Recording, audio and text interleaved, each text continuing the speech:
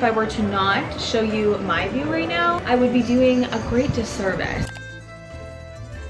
Hi, hello, my name is Madison. It's nice to see you. I'm glad you could make it. If you couldn't tell from all of that, I am very clearly not at home. I am actually in Portugal. Woke up here this morning and feeling very grateful, feeling very surreal. So I thought it'd be fun to do a little like weekly vlog in my life, reading here, European summer reading vlog energy. There's nothing that is gonna make me happier in this life than being on a beach in Portugal and reading a silly little romance. I truly think those are the two things that I need in my life right now. If there's one thing I'm always gonna do every single time without fail, it is pack far too many books, far more books than I am able to read on the duration of any said trip. So to alleviate that, I decided to let you guys vote on my Instagram stories and choose what I would be reading. If you're curious what books were like pinned against each other and what was voted on and everything, I do have a Portugal TBR video that is already up on my channel. But those are the books that I'm gonna be choosing from, reading from today. I think we're honestly just gonna get into it because it is like noon, our first day here. There's nothing I want to do and then run my little butt down to the beach that I can see. And I think I'm gonna start with Leather and Lark, which don't ask me how I got this because I know I have it early. Someone at the bookstore close to me put this out a little bit too early and I walked to the cash register nervous. They let me buy it and then I ran out of there so no one could stop me and be like, yeah, sorry, you can't have it yet, and ruin my day. And now it is in my hands here, and the fact that I got it, you guys voted on it, and it's now here with me, like still a full week, 2 weeks before this comes out. I absolutely need to start with this. This is the sequel in the trilogy that is Butcher and Blackbird, which you have not read Butcher and Blackbird. You know what, it's not for everyone, but it's so good. It's iconic. It's iconic in a way that I cannot explain. It's basically a rom-com between two serial killers. So good. And this one is a marriage of convenience. They're like interconnected. So they're characters from the first book, and I can't even explain how excited I am to get into this. I love her writing. I love that they're funny, but they're also kind of gory. It's something new. I need this genre to exist because I would eat it up. But day one in Portugal, first book in Portugal. Let's go.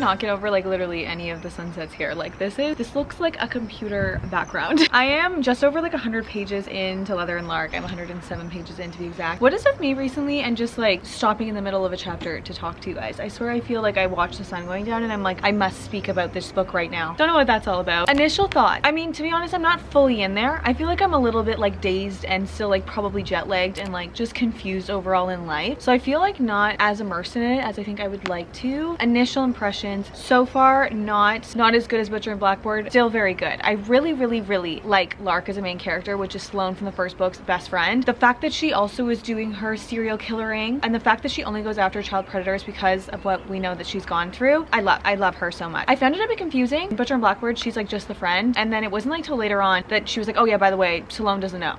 Which is kind of a weird plot point, that they would all be serial killers and they wouldn't tell each other. I also wasn't aware that Lachlan, who's Rowan's brother from the first book, was also like kind of in the business, for lack of a better word. Like it kind of feels like an afterthought. It feels a little bit like, I know that it was always going to be a trilogy, but it feels a little bit like first book was written and then she was like, I'm going to make it a series now. And also the plot of this is like a marriage of convenience, a marriage of necessity. The overarching premise of this, we're following Lachlan and Lark, but Lachlan as a male main character, I feel like I don't know him very much yet. He's just giving brooding. Like he's giving me nothing. Actually, I take that back. That's not true. Most of the quotes that I've underlined in here, which I've underlined quite a bit, have been him. So maybe I take that back. I don't know. Premise of this is we're following Lachlan and Lark, and basically Lark is from this like very rich, they're not crime family. Her mother's family sells muffins. Everything about this is rom-com-y and funny. I love this world. They're funny. They're good. I just don't know if I like this one as much as Butcher and Blackbird so far as a couple. Lark's mom and dad come from like two different dynasties. They obviously get into some messy-ish. And then Lachlan is Rowan's brother. And if you've read the first book, you know what happened with Rowan and his brothers and like how they ended up in the US, etc. Lachlan is a killer for hire and he's done jobs for Lark's family, but now there's kind of a target on his back and Lark is pretty sure that he was not involved. But if he's a target, that means that Rowan, Sloane's love of her life, is also a target, and that cannot fly for Lark. And also Lachlan writes so hard for his brothers that they're like, okay, if your family will make my family untouchable by us getting married, I'll do it. You know what? I guess I'll do it. I feel like it's been kind of a slow start. The first like 20-30 pages were 2 years ago, and then we got a year later, some stuff happened, and then we got a year later. It's kind of jumpy. I don't love it as much as I love Butcher and Blackbird. I will say the quotes in this are great, and if you took the murdering out of this one and replaced it with like something cute like a sport, it's written like a romance. Like the quotes and the love in this, it's very cutesy, very wholesome. They just like happen to be like brutal serial killers. I will say also this one's a little bit more like aggressive and gory. Like she was trying to ramp it up from Butcher and Blackbird. Right from the gate, some of the trigger warnings were like right out there. Like really right out there. I don't think I'll ever drink a smoothie again. We'll see where the next like 2/3 goes. Very good. I love the energy of it. I think Butcher and Blackbird was better. But like, why am I comparing them? It's still very good.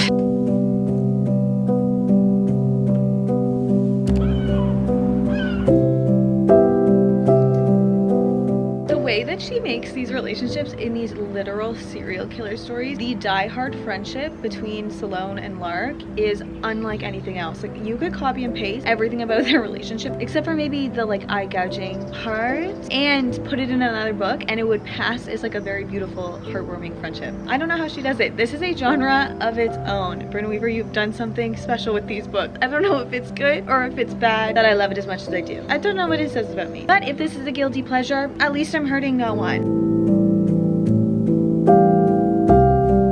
There is someone somewhere down on that street unironically performing Baby Shark right now. Don't know what that's about.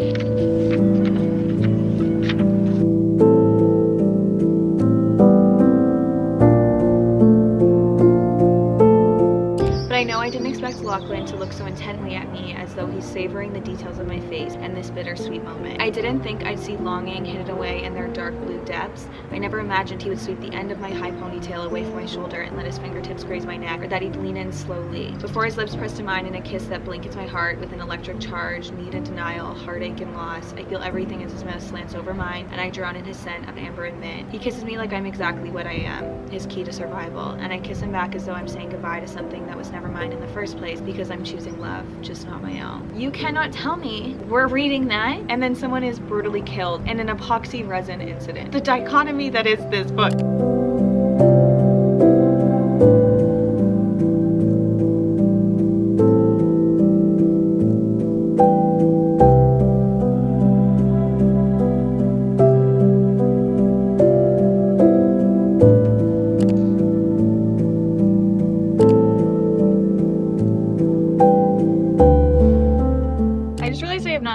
Singular moment of this inside, so if the sound is atrocious, much apologies, but you know what, we're too deep into it now. Finished Leather and Lark last night. I stayed up until like 1 in the morning here, which is like so early at home, so it's fine because the end of this, it got me. However, the end of this, I think I'm gonna settle on giving it a 4. If you've read Butcher and Blackbird, it's very good. It's good. It has all the elements from Butcher and Blackbird that, like, if you were to describe Butcher and Blackbird, what makes it so good is in this. Like, it is still very, very good. The characters, the romance, everything just as good, just as witty, just as like rom-commy, but they're serial killers and it's funny. All of that is still there. The plot did not plot nearly as hard. I feel like there were like a lot of plot holes, like things that didn't make sense, and then when it came to the end and everything was wrapping up, there's a lot of like the reader is in on it, but I didn't know I was in on it. Like, it wasn't very clear that I was in on it. Like, I didn't realize the situations were connected. When you get to the end and everything wraps up, I swear the entire plot of this wraps up in like 2 pages. Also, the fact that Lachlan is this like brooding kind of an asshole, he does fall first and he does fall harder, and I love that for him. However, the character arc, there wasn't a lot of growth. It was just like he's Lachlan as he was in Butcher Blackbird, and then like now he's not,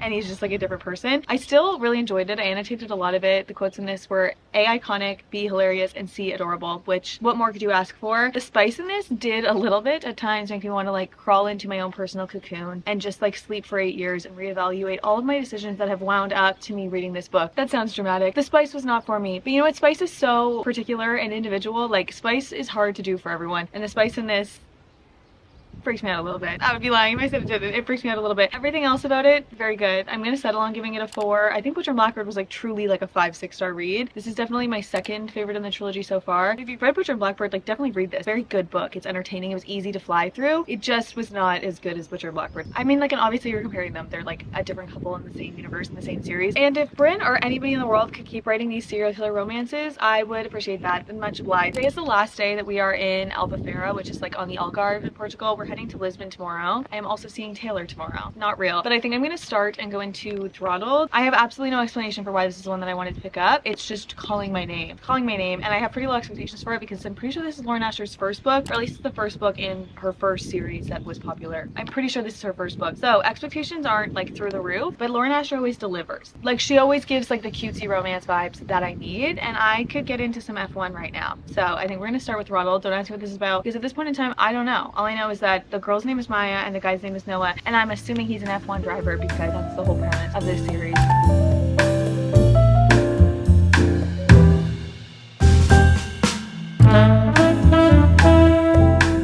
Love an iconic dedication. Mom, thank you for everything, including the holy water you'll bathe me in after you read this. Also, the first song on the playlist being God's Plan. What is happening?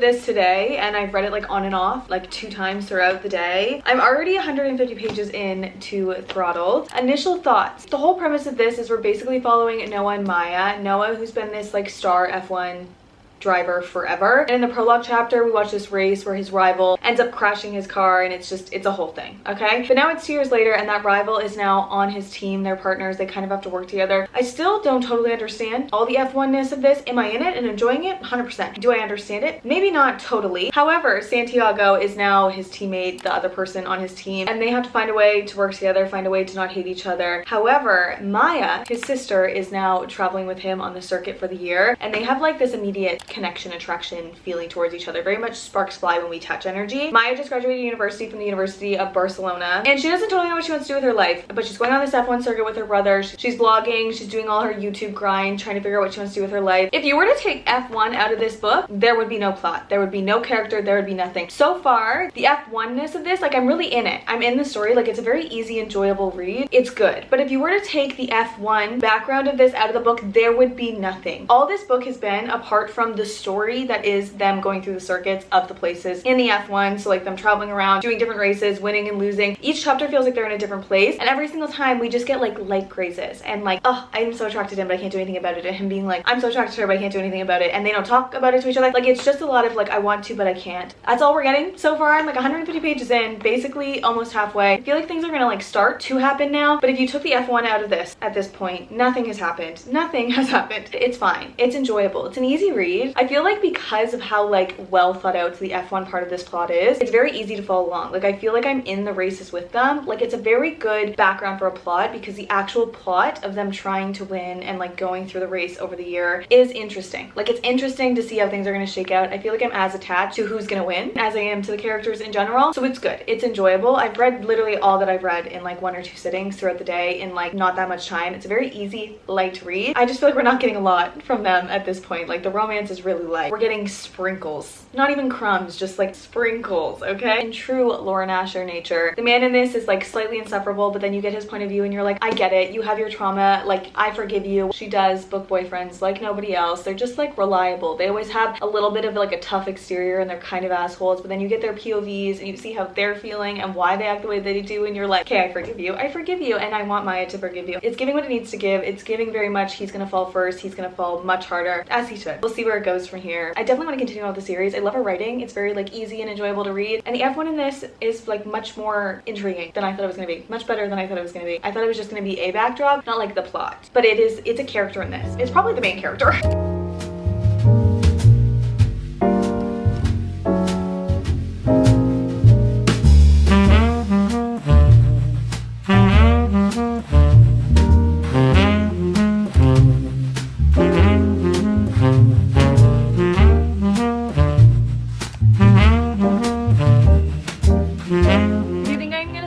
Morning here doing anything but sitting my butt here and reading with this view, you're wrong.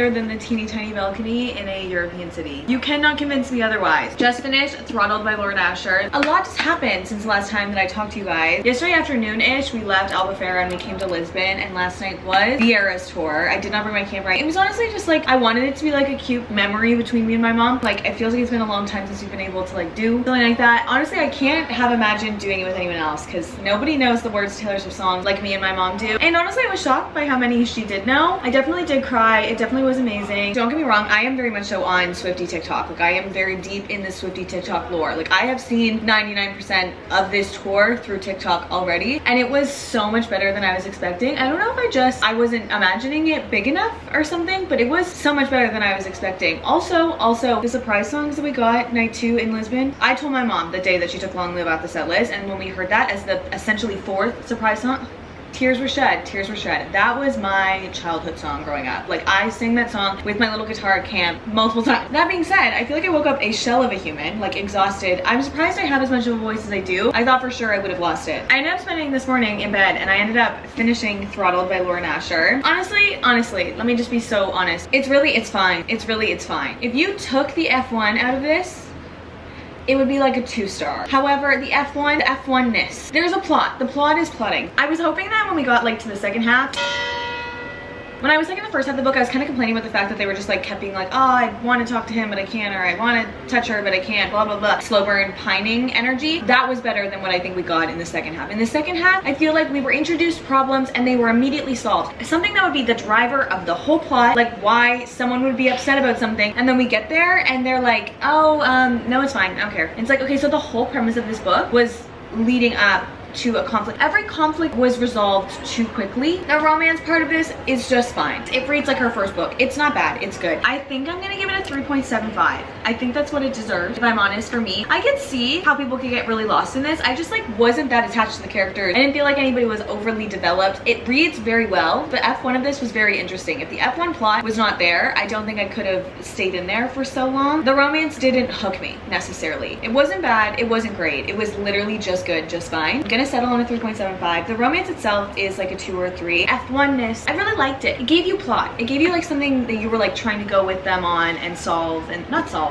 I've been reading too many murder mystery books. There was something to like follow along with. I'm not that connected to it. Also, I think after reading like now Love Redesigned by Lauren Asher, it's so mountains ahead better. Obviously, like, this was her first book. It reads like a first book. I'm excited to go back, go through her backlog, read this entire series. Everybody who mattered had like a bit of a backstory, and like I understand what we're gonna get in future books, and the fact that the F1 was there to like prop everything up. I just feel like things happened and then were solved so abruptly, which made the leading up to there being an issue. Why'd we do that for 100 pages and then it explodes and everyone's like, fine. I have no idea when or where or what I'm gonna pick up next. I'm gonna put this down for now, live my day, because if I'm honest, I'm like still kind of recovering, still kind of exhausted from last night, but good exhausted. I cannot believe that I saw Taylor Swift in Lisbon. I can tell you one thing though, I would sell every dollar that I have to see that show again in Toronto. So I don't know if coming here to see it solved a problem or created a monster.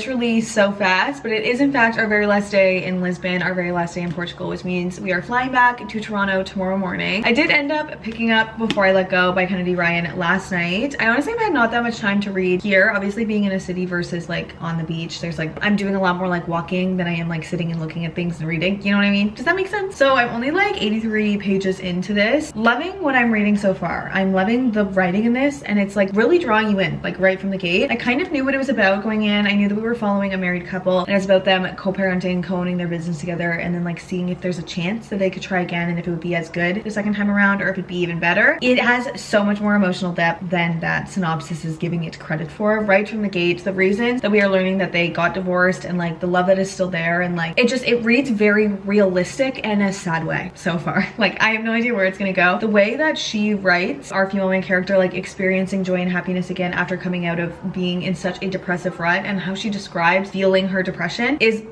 heart-wrenching and so beautiful, like so beautifully written. The words in this, like it's truly poetic. I find myself annotating at least one thing every single time I pick this up, which has been like kind of on and off, and the fact that it's like grasping me every time I pick it up and read like less than a chapter, I'm loving. I will say the chapters feel a little bit long, like they've all been like 15 to 20 pages, which I feel like says more about my attention span and what I like as a reader than it does about this, because I feel like a 15-page chapter is not absurd. However, for me, I'm like 15 pages, that's far too long, because if I am at the end of a chapter and I'm like, I could read a couple more pages, and I swipe and I find out the next chapter's in 15 pages, I'm not reading. I'm gonna put it down. Maybe 15 pages is normal. For some reason it's feeling long to me because I'm on page 83 and I'm only on chapter 8, which would be 10 pages a chapter. I feel like they've been like 15 up till now. They feel a little long. Other than that, loving absolutely everything about this, loving the storyline, loving the way that she writes with everything in me. There is absolutely 0% chance that I finish this before I leave Portugal. 0, considering I leave in like less than 12 hours, and I've read 83 pages and I have yet to pack. Okay, you can't ask this much of me. I'm kidding. I'm just being dramatic. I think I probably will read this on the plane, considering we get in at like 2 o'clock Toronto time. However, I guess it'll be like 9 this time. I don't know what time zone I'm on. I wasn't here long enough, I feel like, to adjust. We'll find out, but I'm probably gonna read a lot of it on the plane, and then realistically I'm gonna finish it and I'll update you on my thoughts. Thanks for taking long for everything that was Portugal, because I think that this was the Portugal portion, which was really cool and it was really fun. It was amazing to see Taylor. I cannot believe I got to see Taylor. I feel like I've been waiting for this day for so long. Well, the day already happened. Day has been passed. But I feel like I was waiting for it for so long. Like I think we bought our tickets like what feels like a year ago. And then I flew all the way here. I met my parents and we actually saw her. And it was so much better than I was expecting. You have the chance to go. It's not like a regular concert. It's like a cool concert. Oh my god, I hate that. Hated that show. You know what I mean? So much better than you expect it's gonna be. I'm surprised I actually did end up reading 2 and a little bit of a book in the 6 days that I was here, because I don't even read that much at home, I feel like. Still definitely productive. We'll see how much I finish of this on the plane. And that was Portugal and Taylor and all the fun stuff. I don't want to go home, but I also want my own bed, so I'm torn.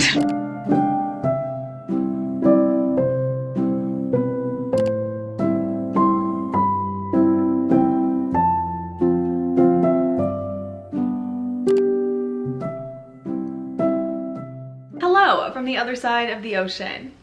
I hate that immediately. I already said it, so it's too late. I am home, I am back in Canada, and I'm officially done Before I Let Go by Kennedy Ryan. It took me like a little bit of a minute to get through this, because once I got home, I was like, the last thing that I want to do is rate, and I had like a little bit left. However, it's wrapped up, it's done now. I can give you brief final thoughts. I sincerely feel like a big part of the reason that this book made me feel all of the things that it made me feel was because of the writing style. Hear me out. We had the kind of chemistry that burned everywhere it touched. Skin, bed, hearts, nothing was safe, and if there was one thing I want to be after my last few perilous years, it's safe. You could have just said, my life's been hard and I'm not in the place to fall in love right now, and you said that, you know? And I fear that is just the best way I can explain the writing in this. I think the reason that this hit so hard was because it had this like realistic undertone to it. Like I feel like in so many romances, you're reading about 20, 30 somethings that like are still kind of figuring out their lives. They might have individually had this past trauma and they're bringing that forward. But I feel like so many romances read unrealistic. Like that's just not how it will go in real life. And I'm not saying that this goes exactly how it would go in real life, but I am saying it reads realistic because we have this couple that had like a pretty fairy tale-esque relationship to begin with. Like you could do a prequel of this book of how they met and it would be a fire romance novel. But now they've met, they've fallen in love, they've started their lives, they've gone through immense trauma that they each reacted to very differently. And we're looking at how that experience and their reactions snowballed into them choosing to separate even though there was so much love there. Like it just feels like life. The way that she describes depression in this, the way that she describes lives, different coping mechanisms for the trauma that they've been through in this. It feels real, it feels realistic. Like the things that aren't talked about in this, it's not in like a miscommunication type of way, but it's in a way that it's like I'm dealing with it in my own life. Everything is piled up way too much and there's nothing that I can do other than end this relationship that we're in because I am drowning. And now we're following both of them. They're trying to go on, live very mundane, normal lives after everything that's gone on. There's nothing big and terrifying and fireworky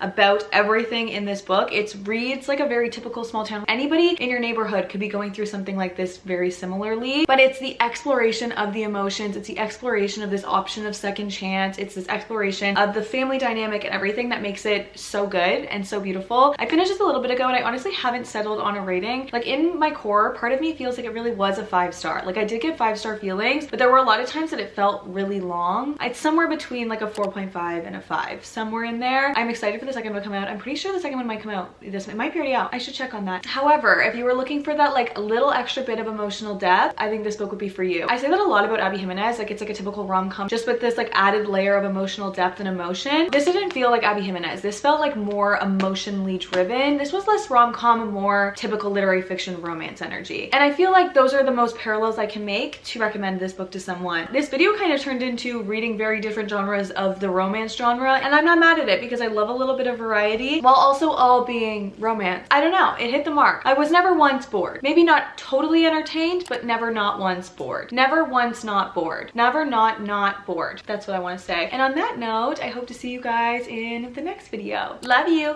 Bye. That week felt like a fever dream. I still can't believe that I was there.